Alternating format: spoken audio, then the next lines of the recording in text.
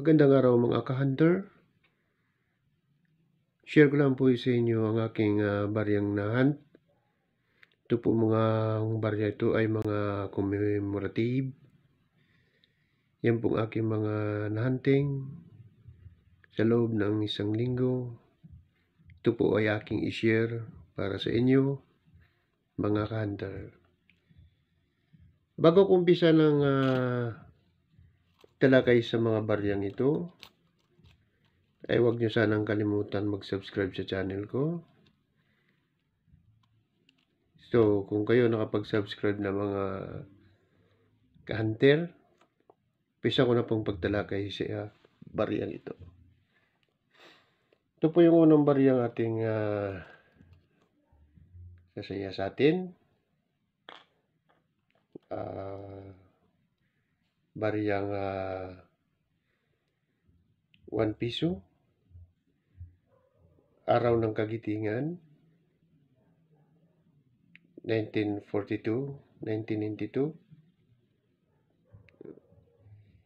Ika-50 anniversary o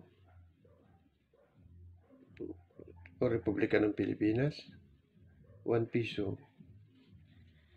Ito naman ang 1 piso si Rizal. Ito po ay ASEAN 50. Philippines 2017. Ito mo yung partnering for change in Beijing and the world, Ito po yung ASEAN 50. Philippines 2017. Commemorative po ito, Ito naman yung Jose Rizal, Republic of the Philippines. 1861, 2011 po ito.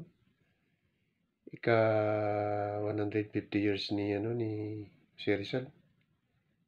Ito po yung likod niya. 2011, 1 piso. Ito naman po ang 150 years. 1866, 2016. Ito naman si General Isidoro Torres. Ito naman yung sa likod. 1 piso.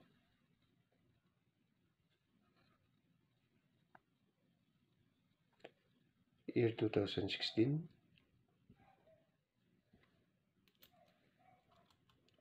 Ito naman si Horacio de la Costa. 100 years. Ito po ay 1916 to 2016. Ito naman po yung likod. 1 piso. 2016. Ito naman po yung Leyte Gulf Landing. 70th anniversary. 1944, 2014. Ito po yung nasa likod niya, yung 5 piso.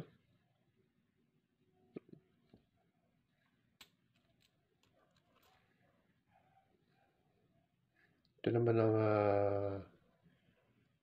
Bagong Bayani, Republika ng Pilipinas. Ito po yung mga tribute ng Pilipinas po sa ating mga bayaning Pilipino. Ginawan po sila ng commemorative coins. Ito, 5 piso. Ito naman ng year 2014. 5 piso commemorative po ito Ito naman si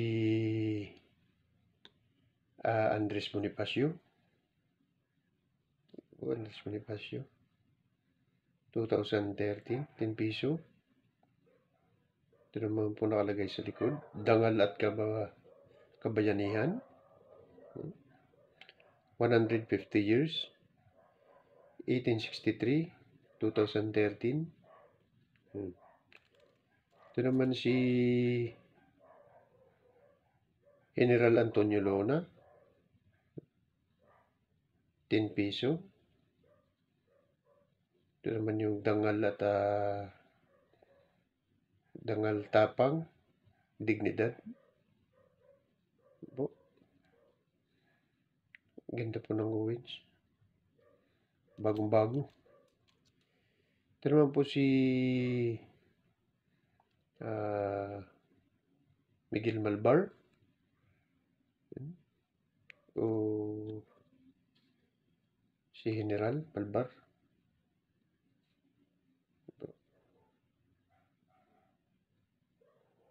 10 piso rin po ito. General Malvar. Si General Miguel Malvar. Sa likod naman niya po ay 150 o 150 taon. 1865, 2015. Ito naman si Apolinario Mabini. 10 piso. Ito naman yung likod ni Mabini. Talino at paninindigan. Ito naman po ang ika-150 taon. 1864, 2014. So, ito po yung mga commemorative natin po na nakalap sa loob ng isang linggo. So, kung kayong naghahanap nito, mahirap na po hanapin sa ngayon yung mga ganitong barya. Marami na pong nanguliksyon ng ganitong barya po. Kaya madalang na natin makikita nito sa sa sirkulasyon dahil marami ng kuwinanter ang nagkukulik nito para gawing koleksyon. So, yung iba nito may mga value na. Ito medyo mataas na rin value ng iba nito. Ayon sa research ko sa Google. Kaya kung mayroon kayo nito, maaari nyo pong itago. Malamang tataas pa po ang presyo nito pag sa kalaunan. Pag halos wala na po tayo makita nito sa sirkulasyon. So, ito lang po ang ma-share ko sa inyo. Sana po huwag nyo kalimutang panoorin at mag-subscribe sa channel ko. So, happy hunting mga ka-hunter. Hanggang dito na lang ang video ito. Marami pong salamat.